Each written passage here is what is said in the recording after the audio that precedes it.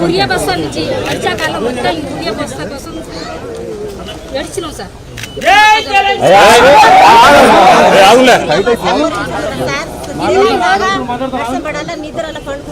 Line కు చిన్న చిన్న కూరగాయలు వేసుకొని చెప్పులు లైన్ పెట్టుకొని గుడియ బస్సు చచ్చిపోయినా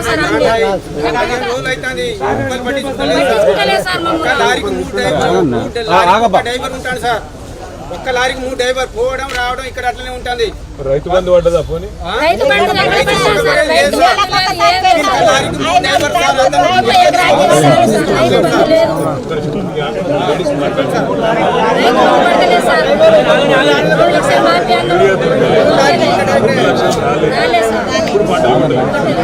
ఎవరన్నా నా భార్య భర్తలు ఇద్దరు వచ్చి పొద్దున లారీ కింద కంకర తీసి తోడినాం సార్.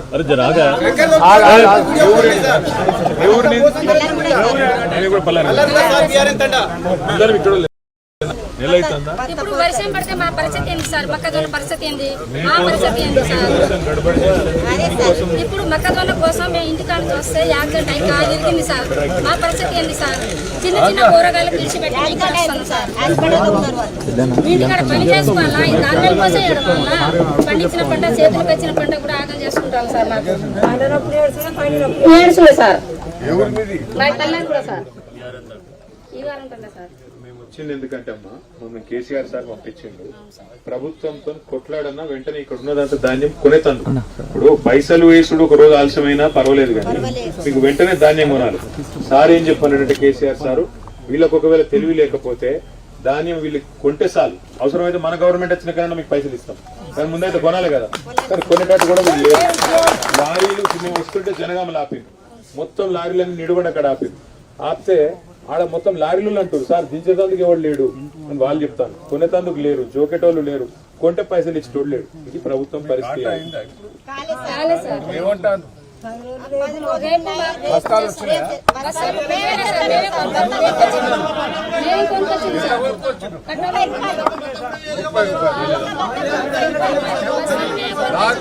అడుగుతారు ఎవరు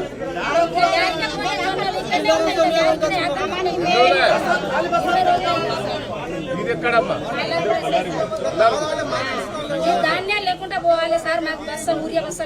మొదలు కొనిపియాలి, కొనిపించి ఇడికెళ్ళి మొత్తం ఎత్తిపియాలి, అంతే కదా? డబ్బులు పడాలి. వాడు డబ్బులు ఇచ్చినట్టు అయితే లేడు, ఎత్తుకుపోయేటట్టున్నాడు. బయట 1800 కొంటారట్టుగా 1800లకు కేసీఆర్ ఉన్నప్పుడు గిట్లుండేనా? కేసీఆర్ ఎందుకు కూడా వచ్చిండు? తప్పు మాయా సార్, మాయా సార్.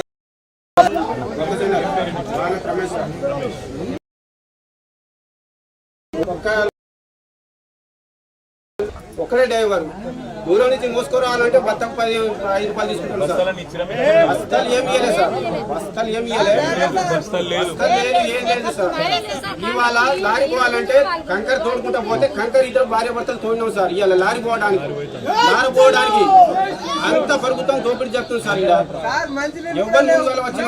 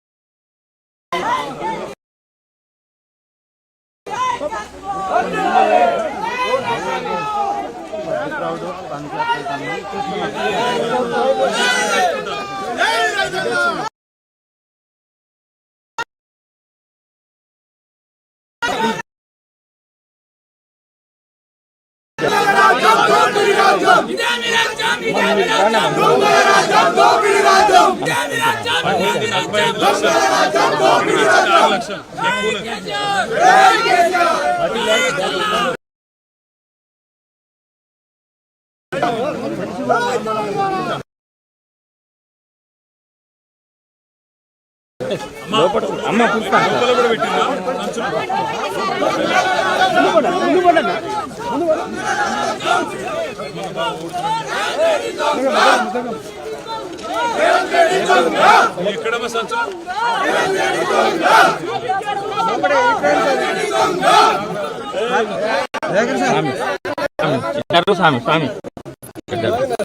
సార్ చేస్తాను మేము ఫస్ట్ వచ్చిన వాళ్ళు ఆడ ఉన్నాం.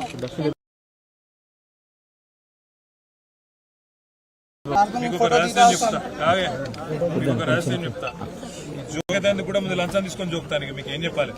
గట్ల చేస్తాను సార్.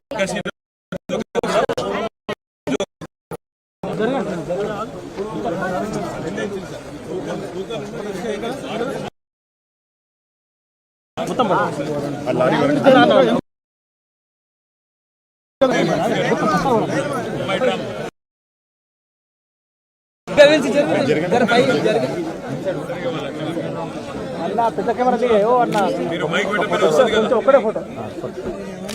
రాష్ట్ర వ్యాప్తంగా దగ్గర దగ్గర 15-16 లక్షల ఎకరాల్లో ఈరోజు వరకు మరి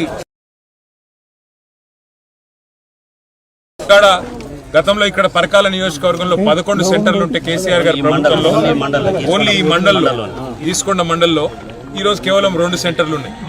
ఆ 2 సెంటర్లలో కూడా పరిస్థితి ఏంటంటే ఇక్కడికి వచ్చి రైతులతో మాట్లాడితే మరి పల్లారిగూడెం అనే ఊరు నుంచి ఉన్న రైతులు, కొంతమంది మహిళా రైతులు, ఇంకా కొంతమంది ఇతర రైతులతో మాట్లాడితే ఇలా పరిస్థితి ఏంటి అంటే మొక్కజొన్నలు తీసుకొచ్చి మరి 20 రోజులైనా ఇంతవరకు జోకుడు ఎక్కడ కూడా లేదు. ఎక్కడ కొన్నవాడు లేడు, కొనుగోలు చేసిన వాళ్ళు లేరు, కనీసం పట్టించుకున్న నాదుడు లేడు. పోనీ ప్రభుత్వం ఏదన్నా ఆశ్వాసన ఇచ్చి మరి వర్షం పడేటట్టుంది, మరి ఆగమయ్యేటట్టుంది, కనీసం తీసుకొని మరి తర్వాత పైసలు ఇస్తామని చెప్తారా అంటే ఆ పరిస్థితి కూడా లేదు. రాష్ట్ర వ్యాప్తంగా ఇలా ఎంత దారుణమైన పరిస్థితి ఉందంటే మక్క రైతుల పరిస్థితి ఎంత దారుణాతి దారుణంగా ఉన్నది అంటే మొత్తం ఎకరానికి 40 మరి క్వింటాలు వండిస్తే ప్రభుత్వం చెప్తున్నది మేము 25-26 క్వింటాల కంటే ఎక్కువ కొనమని చెప్తున్నది. 2460 రూపాయల మద్దతు ధర ఇవ్వాల్సిన పరిస్థితి వస్తుందని చెప్పి ఇవాళ అది ఎగ్గొట్టేతందుకే ప్రభుత్వం దళారుల పాలు చేయాలి మక్కలు, దళార పాలు కావాలి ధాన్యం అన్నట్టుగా ఇవాళ నిమ్మకు నీరెత్తినట్టున్నది. ఎక్కడ కూడా కనీసం పట్టించుకుంటున్న పరిస్థితి లేదు. కనీసం మేము తిరిగితే సోయి తెచ్చుకొని సిగ్గు తెచ్చుకొని కనీసం కొంటరేమో అన్న ఆలోచనతోని ఇవాళ రాష్ట్ర వ్యాప్తంగా భారత రాష్ట్ర సమితి నాయకత్వం పెద్దలు కేసీఆర్ గారి ఆదేశం మేరకు అన్ని నియోజకవర్గాల్లో తిరుగుతున్నాం. పొద్దున మా చల్లధర్మారెడ్డి గారు కూడా ఇక్కడ పెద్ద ధర్నా చేసిండ్రు. గూడెప్పాడు కాడ పెద్ద ధర్నా చేసిండ్రు 2 గంటల పాటు నేషనల్ హైవే మీద. కేసు పెట్టినట్టు ఆయన మీద. కేసు 1 కాకపోతే 12 పెట్టుకొని మాకు అభ్యంతరం లేదు. కానీ రైతుల మరి 6 కాలం కష్టపడి పండించిన ధాన్యాన్ని మాత్రం వెంటనే కొనాలి. అది వరి కావచ్చు, వడ్లు కావచ్చు, లేదా మక్కలు కావచ్చు, లేదా జొన్నలు కావచ్చు, వెంటనే కొనాలి. వానబడి మళ్ళా ఆగమైతే మొత్తం మక్కలన్నీ కూడా బూజు పడతాయి, కొనేటోళ్ళు ఉండరు, మొత్తం పెట్టిన పెట్టుబడి కూడా రాకుండా మరి పూర్తి స్థాయిలో రైతులు ఆగమైపోయే పరిస్థితి ఉంటుంది. మేము ప్రభుత్వాన్ని డిమాండ్ చేస్తున్నాం. మీరు మేము వస్తుండ్రు కదా అని చెప్పి మేము వరంగల్కి వస్తున్నామంటే మాకు పోటీగా వరంగల్ మీటింగులు పెట్టిండ్రు. మీటింగులు మేళాలు పెట్టుడు కాదు, మొదలు ఇక్కడికి రాండి, సెంటర్లకు రాండి, రైతులను దమ్ముంటే ఎదుర్కోండి, రైతులకు వచ్చి చెప్పండి మీరు ఎంత కొన్నారు, మిగతాది ఎప్పుడు జోక్తారు, లారీల సంగతి ఏంది, బారదానేది, సుతిలేది, టార్పాలిన్ లేదు, కనీసం ఇక్కడ మంచిల సౌలత్ లేదు సెంటర్లల్లో. సిగ్గు తెచ్చుకోండి రేవంత్ రెడ్డి గారు. ఇప్పుడైనా మేల్కొని వెంటనే మీ ప్రభుత్వాన్ని, మీ అధికారులను అప్రమత్తం చేసి రైతులకు అన్యాయం చేయకండి. ఎద్దేడ్చిన వ్యవసాయం రైతేడ్చిన బాగుండదని పెద్దలు చెప్పిండ్రు. అందుకే రైతు మేము డిమాండ్ చేస్తా ఉన్నాం, పార్టీ తరఫున వెంటనే కొనుగోలు ప్రారంభించాలి, లేకపోతే అష్టదిగ్బంధం చేస్తాం. రాష్ట్ర వ్యాప్తంగా భారత రాష్ట్ర సమితి ఉద్యమిస్తుంది. ప్రతి సెంటర్కు పోయి మరి పూర్తి స్థాయిలో ఎక్కడికక్కడ రోడ్డెక్కి మొత్తం స్తంభింపజేస్తామని చెప్పి కూడా ప్రభుత్వాన్ని హెచ్చరిస్తూ వెంటనే కొనుగోలు ప్రారంభించి రైతులను ఆదుకోవాలని చెప్పి డిమాండ్ చేస్తా ఉన్నాం. రైతులు దయచేసి అధైర్యపడవద్దు, మీ తరఫున మేము కొట్లాడతాం, మీరు కూడా కలిసి రండి. కేసీఆర్ ప్రభుత్వం ఉన్నప్పుడు మీకు రైతు బంధు పడుతుండే, మీకు టైంకు కొనుగోలు అవుతుండే. కరోనా వస్తే కూడా 6-7 వేల సెంటర్లు పెట్టి సావుకు కూడా భయపడకుండా ఆ రోజు మా ఎమ్మెల్యేలు బయటకు వచ్చి మీకు దగ్గర ఉండి కొనిపించారు. మరి ఇలా వీళ్ళ పరిస్థితి ఎట్లుందో మీరు చూస్తున్నారు. తప్పకుండా మీకోసం మళ్ళా కొట్లాడేది, మళ్ళా మీ తరఫున నిలబడేది, మీకు న్యాయం చేసేది కేసీఆర్ గారి నాయకత్వమే. అందుకే నేను అంటున్నా, ఈ రాబందు పాలన పోవాలి, రైతు బంధు కేసీఆర్ పాలన రావాలి, అప్పుడే మళ్ళీ రైతు బాగుంటాడనే విషయం కూడా తెలియజేస్తూ మీ అందరికీ ధన్యవాదాలు. ఏది కాలే, ఏదైతే ఏది కాలే తమ్ముడు ఇక్కడ రా. వర్షం పడితే కేసీఆర్ సారు